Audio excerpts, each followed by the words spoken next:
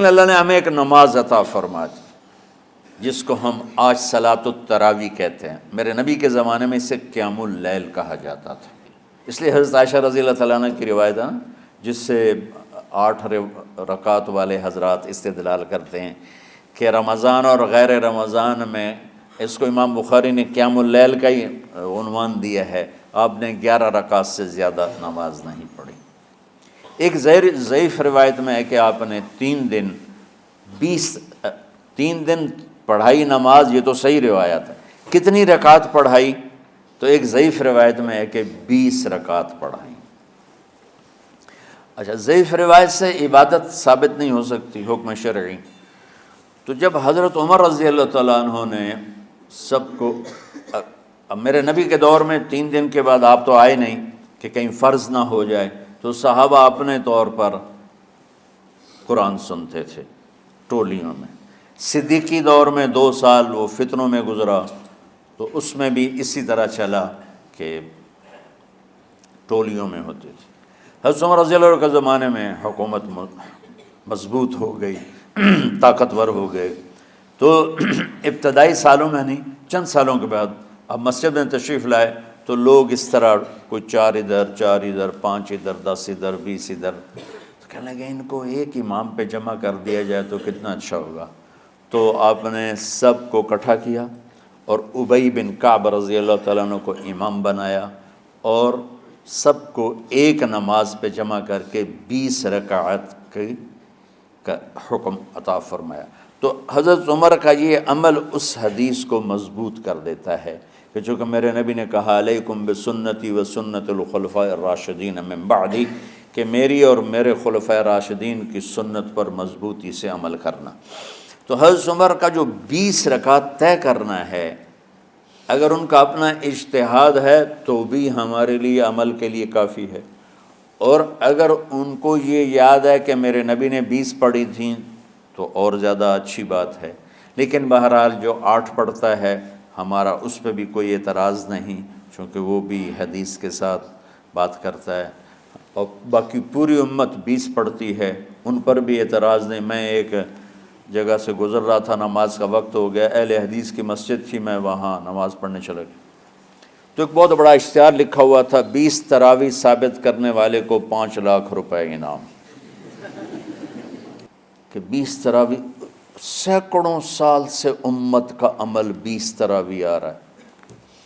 تراویح کا نام جو پڑھا مجھے یوں لگتا ہے کہ اہل مکہ، یعنی اہل مکہ جو تھے نا، وہ 4 تراویح پڑھ کے ایک طواف کرتے تھے، تو وہ آرام کے لیے ہوتا، ترویحہ آرام، تھوڑی دیر کا آرام، تو 4 تراویح کے بعد ایک طواف کرتے تھے۔ وہ چھوٹا سا طواف 10 منٹ میں ختم ہو جاتا تھا، اور پھر 4 تراویح پڑھتے تھے، پھر طواف کرتے تھے، پھر 4 پڑھتے تھے، پھر طواف کرتے تھے۔ یہ صحابہ کے تھوڑے بعد کے دور کی بات۔ تو مدینے والوں کو پتہ چلا کہ مکے والے تو یہ کرتے ہیں، وہ کہنے لگے اساں کی کریے، انہوں نے کہا اسی 40 تراویح پڑھیں گے، 40 رکعت، وہ 40 رکعت پڑھتے تھے۔ تو نوافل میں کوئی سختی نہیں کہ بھائی 8 سے زیادہ نہیں پڑھنی، بدعت ہو جائے گی، اور 20 پڑھنا بدعت ہے، یہ سب جہالت کی بات ہے۔ یہ 8 پڑھ رہے ہیں یہ غلط ہے، یہ بھی حماقت کی بات ہے۔ جو صحیح حدیث سے دلیل پکڑ کے کوئی عمل کرتا ہو تو بھائیو اس سے بحث نہ کیا کرو، مناظرہ نہ کیا کرو، یہ بہت نادانی والی بات۔ اور امت کا خلق، لاکھوں کروڑوں انسانوں کا ایک عمل پہ جمع ہونا، یہ بذات خود اس کی طاقت کی ایک دلیل۔ اور حرمین جب سے میرے رب نے، حضرت عمر نے 20 رکعت شروع کی، آج تک وہاں بھی ساری مساجد میں 8 رکعت تراویح ہوتی ہے، لیکن حرمین کی مسجد میں 20 رکعت، ادھر بھی ادھر بھی۔ اور یہ جو وہ وہاں ختم قرآن پہ دعا نہیں مانگی جاتی، یہ کس کا عمل ہے؟ حضرت عثمان کا۔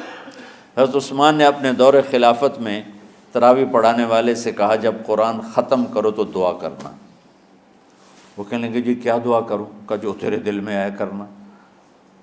تو ختم قرآن کی رات تراویح کی آخری رکعت میں من الجنت والناس کے بعد دعا کے لیے ہاتھ اٹھانا، یہ حضرت عثمان رضی اللہ تعالیٰ عنہ نے اس کو زندہ فرمایا۔ اور امام دعا کرتا تھا 1 منٹ 10 منٹ 20 منٹ جتنے بھی، اور پیچھے لوگ آمین کہتے تھے۔ وطر کی جماعت نہیں ہوتی تھی، وطر کو باجماعت حضرت علی رضی اللہ تعالیٰ عنہ نے شروع کی کہ وطر کو بھی باجماعت پڑھا جائے، تو یہ ان کی سنت ہے کہ وطر کو باجماعت پڑھا گیا۔ تو اب یہ لہٰذا یہ سارے سنت جو کام ان خلفۂ راشدین سے ہوا وہ بھی سنت ہے۔ تو اللہ نے ہمیں ایک عبادت دے دی کہ میرا قرآن پڑھو اور سنو۔ پہلی امتوں کو تراویح کیوں نہیں تھی یا قیام اللیل کیوں نہیں تھا؟ کہ ان کو اپنی کتاب یاد ہی نہیں ہوتی تھی، وہ اپنی کتاب کے حافظ نہیں ہوتے تھے، وہ اپنی کتاب یاد ہی نہیں کر سکتے تھے، صرف نبی کو یاد ہوتی تھی۔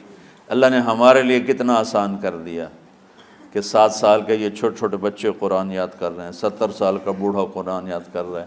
یہیں یہ مولوی یوسف صاحب کا ساتھی تھا، یا پتہ نہیں ان سے پہلے تھا، سلمان، مولوی سلمان، آج کل امریکہ میں ہوتے ہیں، ہماری ایک شاخ چلا رہے ہیں ماشاءاللہ۔ وہ شروع میں یہاں تھے، تو یہاں تراویح پڑھانے کے لیے ہمارے پاس حافظ کوئی نہیں تھا، وہ حافظ نہیں تھے، وہ صبح بیٹھ کے شام تک 1 سپارہ یاد کرتے اور رات عشاء کی نماز میں سنا دیتے۔ 30 دن میں قرآن یاد کر کے سنا دی۔ مطلب یہ سنی سنائی بات نہیں، ہمارے اسی حسنین، اسی ممبر اور محراب کی بات کہ یہیں اسی مسجد میں انہوں نے صبح سے مغرب تک یاد کرتے تھے اور پھر عشاء میں کھڑے ہو کے سنا دیتے تھے۔ پیچھے ہوتے تھے لقمہ کوئی دینے والا شاید، لیکن بہت خوبصورت پڑھ کے 1 دن میں یاد کر کے سنا دیا۔ اور ایک مجھے نام بھول گیا کہ 3 دن میں قرآن یاد کیا، 10 سپارے 1 دن میں یاد کیے، 10 دوسرے دن میں یاد کیے، 10 تیسرے دن میں یاد کیے۔ وَلَقَدْ يَسَّرْنَا الْقُرْآنَ لِلذِّكْرِ فَهَلْ مِن مُدَّكِرٍ۔ تو اللہ تعالیٰ نے اس کو نصیحت کے لیے بھی آسان کیا ہے اور یاد کرنے کے لیے بھی آسان کیا ہے۔ کوئی کتاب پہلے یاد نہیں ہوتی تھی کسی کو، ماشاءاللہ تم میں کتنے حفاظ بیٹھے ہیں اللہ کے فضل سے۔ تو اللہ نے ہمیں رات کی نماز عطا فرمائی، اور چونکہ یہ ایک مشقت ہے تو میرے نبی نے کہا یہ رات کی نماز کے ہر سجدے پر 1500 نیکی لکھی جاتی، 1500 نیکی لکھی جاتی۔ اور اللہ تعالیٰ ہر سجدے پر جنت میں ایک محل بناتا ہے جس کے 60,000 سونے چاندی کے دروازے ہوتے ہیں، اور ایک درخت اس کے لیے لگاتا ہے جس کے نیچے 100 سال گھوڑا دوڑ سکتا ہے۔ تو رمضان کا اہتمام آپ رجب سے شروع فرما دیتے تھے۔ میرے نبی نے 9 رمضان دیکھے، 9 رمضان اپنی زندگی میں، 9 رمضان۔ 10ویں رمضان سے پہلے آپ اللہ کے پاس تشریف لے گئے۔ آپ کی زندگی میں روزے فرض ہونے سے آپ کی وفات تک 9 رمضان گزرے، اور میں قربان جاؤں اپنے نبی پر، اپنی امت پہ کیسی شفقت تھی۔ آپ سحری کھاتے تھے بالکل آخری وقت، ادھر بلال اذان دے رہا ہے اور ادھر آپ آخری لقمہ کھا رہے ہیں، اور ادھر سورج نیچے ہوا اور آپ کھجور منہ میں۔ ایک آدمی اوپر کھڑا ہوتا تھا مدینے میں تو وہ چھت پہ، گھر کی چھت پہ کھڑا ہوتا تھا، سفر میں ہے تو وہ کسی پہاڑی پہ کھڑا ہوتا تھا۔ جو ہی سورج کا کنارہ نیچے جاتا اب فوراً وہ کہتا یا رسول اللہ قد غربت، تو آپ کھجور منہ میں ڈال لیتے تھے، یا پانی، کبھی پانی سے افطار فرماتے تھے، کبھی کھجور سے افطار فرماتے تھے، کہ میری امت پہ بھوک کا وقت کم سے کم آئے۔ آج کل جو یہ ہمارے افطاری کے اوقات ہیں نا، یہ سورج ڈوبنے کے بھی 2-2.5 منٹ بعد کے ہیں کہ احتیاطاً، ٹھیک ہے چلو احتیاط کر لو کوئی مسئلہ نہیں، لیکن اصل ہے ادھر چونکہ اب سورج ہمیں نظر ہی نہیں آتا ہے، اس طرح ہم گھرے ہوئے ہیں شہروں میں، دیہاتوں میں بھی اب اس طرح کا ماحول ہے کہ وہ نظر نہیں آتا ہے، تو بہتر کہ ادھر سورج غائب ہو، ادھر لقمہ منہ میں جائے، لیکن یہ تب ہے جب آپ نظر آ رہا ہو۔ اب جب آپ یہاں بیٹھے ہو حسنین میں تو یہاں تو کوئی سورج نظر نہیں آئے گا، یہاں تو مینار ہی نظر آئے گا، تو لہٰذا احتیاط ٹھیک۔ ہمارے اہل حدیث بھائی وہ 2 منٹ پہلے ہم سے افطار کرتے ہیں، تو بڑی اچھی بات ہے کہ سورج کے غروب ہونے کا جو اصل وقت ہے اس کے ساتھ ہی افطار کرنا۔ اور سحری میں ایک واقعہ سناتا ہوں، آپ سحری کھا رہے تھے، بکرے کی سری پکی ہوئی تھی، تو مولا علی رضی اللہ تعالیٰ عنہ اور عرباض بن ساریہ رضی اللہ تعالیٰ عنہ